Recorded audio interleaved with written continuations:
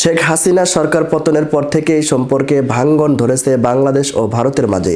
হাসিনাকে আশ্রয় দেওয়ার পর থেকেই ভারত থেকে বিভিন্ন সময় নানা ইঙ্গিতে হুঁশিয়ারি দেওয়া হচ্ছে বাংলাদেশকে। সেই সঙ্গে রপ্তানি বন্ধ করে চাপে ফেলতে চান অন্তর্বর্তীকালীন সরকারকে। এদিকে এসবের মাঝেই বাংলাদেশের অন্তর্বর্তীকালীন সরকারকে গতকাল সোমবার কড়া হুঁশিয়ারি দিয়েছে পশ্চিমবঙ্গ রাজ্য বিজেপি নেতা এবং বিধানসভার বিরোধী নেতা শুভেন্দু অধিকারী।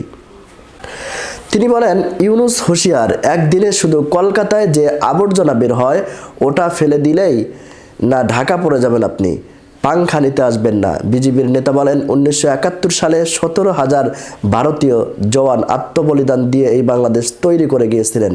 ভুলে যাবেন না, কেউ যদি অতীত ভুলে যান তার ভবিষ্যৎ ভালো হয় না, ভালো হতে পারে না। জনসভায় তিনি আরও বলেন, আমরা ঘোষণা করেছিলাম যে পেট্রাপোল সীমান্ত দিয়ে আজ বাণিজ্য বন্ধ থাকবে। আজ সকাল 6টা থেকে বাণিজ্য বন্ধ আছে, এটা 24 ঘন্টা চলবে। এটা ট্রেলার দেখিয়ে গেলাম।